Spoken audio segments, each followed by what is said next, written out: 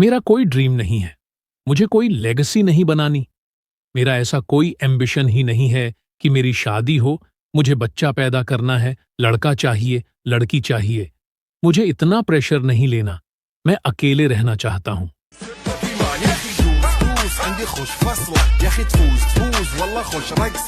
अपने करियर के सबसे डाउन फेज में खड़े हुए अक्षय खन्ना ने फरवरी 2011 में ये बात कही थी। उनके एक के बाद एक 11 फिल्में फ्लॉप हो चुकी थीं। उनके सिर के बाल जा चुके थे। लीड रोल तो दूर, उन्हें कोई साइड रोल तक ऑफर नहीं हो रहा था। और फिर अचानक अक्षय खन्ना गायब हो गए। दिल चाहता है कि सिड से लेकर धुरंधर के चिलिंग विलेन रहमान डकैत तक अक्षय खन्ना की एक्टिंग ट्राइजेक्टरी अनप्रेडिक्टेबल रही है। प्योर नेपो किड की तरह उनका बॉलीवुड में डेब्यू हुआ था, पापा के पैसों से बनी एक फिल्म से, मगर सक्सेस उन्हें फिर भी नहीं मिली थी। फिर एक के बाद एक उन्होंने कई रोमांटिक फिल्में की, लेकिन सब की सब फ्लॉप ही रहीं। ऐश्वर्या राय के साथ आई ताल या फिर फरहान अख्तर की दिल चाहता है में अक्षय ने ये तो साबित कर दिया कि एक्टिंग उन्हें बखूबी आती है। लेकिन असली सक्सेस उन्हें दिलाई उनकी कॉमिक टाइमिंग ने, हंगामा के जीतू, फ्रॉम वीडियोकॉन ने, या फिर हलचल के ही सबसे छोटे बेटे जय ने। सबको लगा कि अब गाड़ी चल पड़ेगी। रेस से थोड़ा धक्का भी मिला था, लेकिन फ्लॉप का सिलसिला खत्म नहीं हुआ। 2012 में अक्षय के अचानक गायब हो जाने से पहले वो लगातार 11 फ्लॉप फिल्में दे चुके थे। उसके बाद 5 साल तक अक्षय लापता रहे। 2016 में आई वरुण धवन और जॉन अब्राहम की फुल्ली कमर्शियल फिल्म ढिशुम में अक्षय की वापसी हुई, एक छोटे लेकिन बहुत ही पावरफुल रोल के साथ। पूछा गया, इतने सालों से कहां गायब थे? तो अक्षय ने जो जवाब दिया, उससे उनके मिस्टीरियस कैरेक्टर पर और सवाल उठने लगे। हर इंटरव्यू में एक अलग कारण, लेकिन अपनी दूसरी पारी में अक्षय ने ऐसी ऐसी फिल्में साइन की जिन्हें देखकर ऑडियंस ने एक ही बात कही, अक्षय का बॉलीवुड ने अब तक सही इस्तेमाल किया ही नहीं था। 2017 में आई मॉम हो, 2018 में आई सस्पेंस थ्रिलर इत्तेफाक हो, या फिर 2019 में आई कोर्ट रूम ड्रामा सेक्शन 375 हो, अक्षय खन्ना मानो टॉक ऑफ द इंडस्ट्री हो गए थे। दृश्यम 2 में अक्षय ने ऐसा किरदार निभाया कि अजय देवगन से ज्यादा अक्षय के एक्टिंग की बात हो रही थी।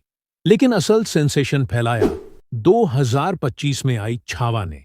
औरंगजेब का कैरेक्टर, लुक्स, डायलॉग्स देखकर ऑडियंस को खुशी से ज्यादा रिग्रेट फील हुआ।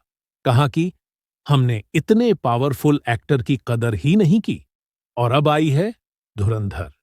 अरेबिक सॉन्ग पर ब्लैक अटायर में थिरकते अक्षय एक अनबिलीवेबल कैरेक्टर बन गए हैं।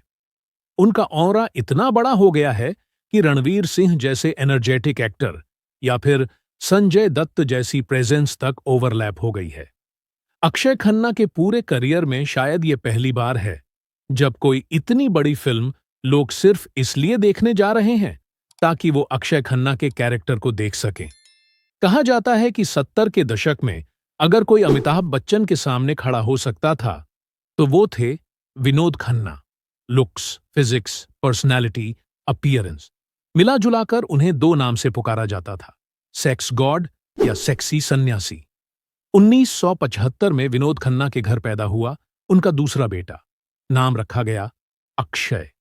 फरवरी 2011 में अनुराधा प्रसाद के साथ एक इंटरव्यू में अक्षय खन्ना ने कहा था कि बचपन में मुझे एक बात पता थी, मैं एक्टर जरूर बनूंगा।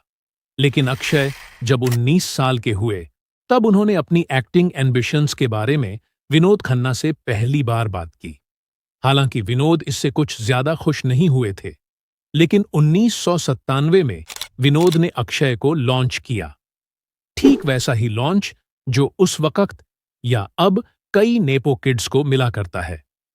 1997 में आई अक्षय की पहली फिल्म हिमालय पुत्र, जो विनोद खन्ना ने सिर्फ प्रोड्यूस ही नहीं किया था, बल्कि उसका म्यूजिक, स्क्रिप्टिंग, कास्टिंग सब कुछ विनोद खन्ना ने खुद मैनेज किया था।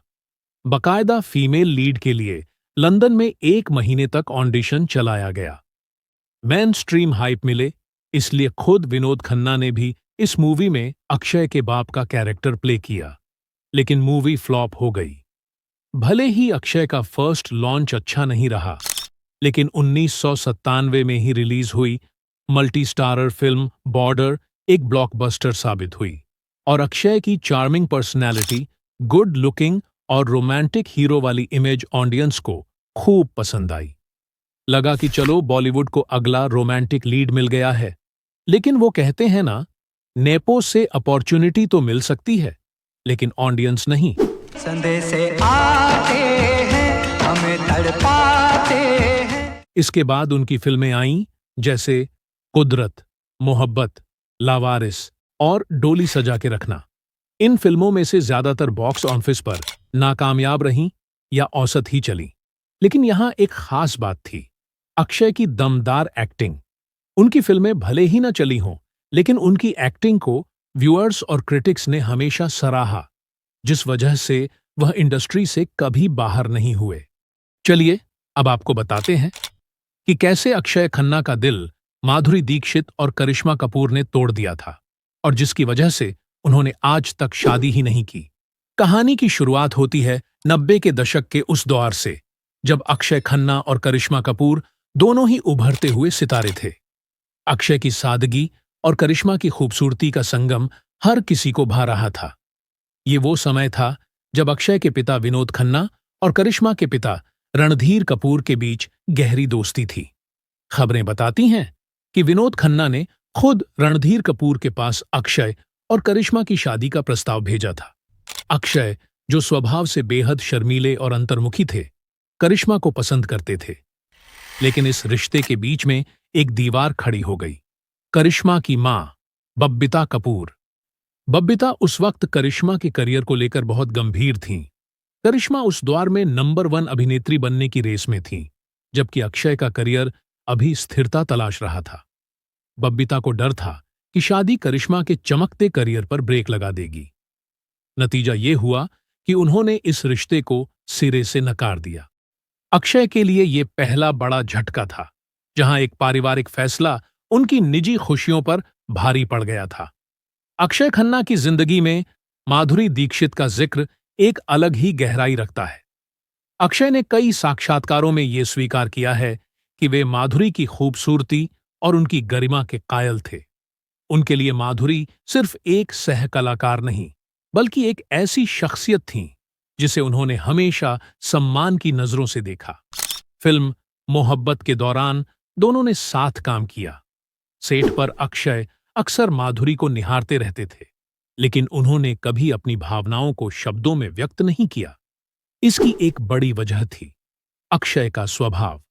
वे कभी भी किसी को असहज नहीं करना चाहते थे। जब माधुरी ने डॉक्टर नैने से शादी की, तो अक्षय ने बड़े ही शालीन तरीके से इसे स्वीकार किया। लेकिन कहीं ना कहीं माधुरी के प्रति उनका वो आकर्षण उनके मन में एक खालीपन छोड़ गया, जिसे कोई और नहीं भर सका।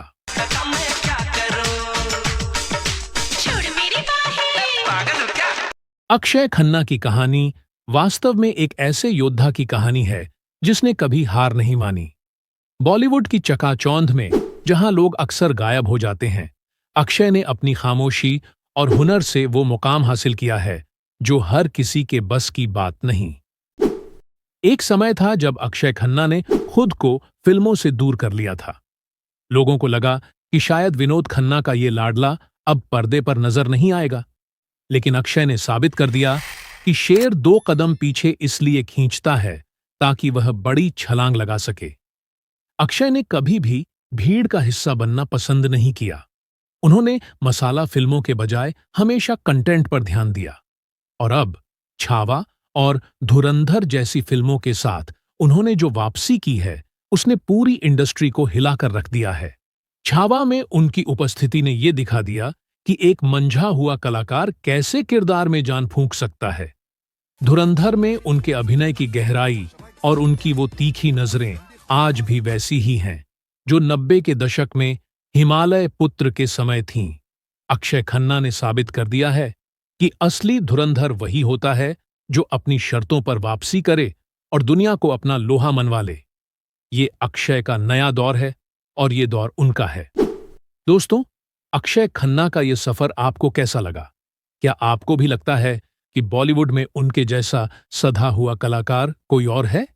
अगर आप बॉलीवुड के ऐसे ही अनसुने किस्सों और फिल्मी सितारों की अनकही कहानियों में दिलचस्पी रखते हैं, तो हमारे चैनल बॉलीवुड बायोटाइम को अभी सब्सक्राइब करें और बेल आइकन दबाना न भूलें ताकि कोई भी अपडेट मिस न हो।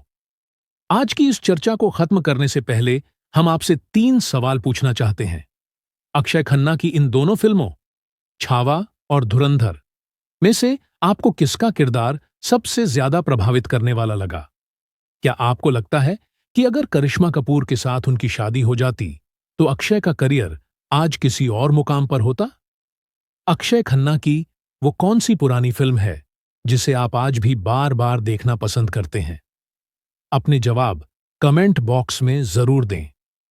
मिलते हैं अगले वीडियो में एक नई कहानी के साथ। धन्यवाद।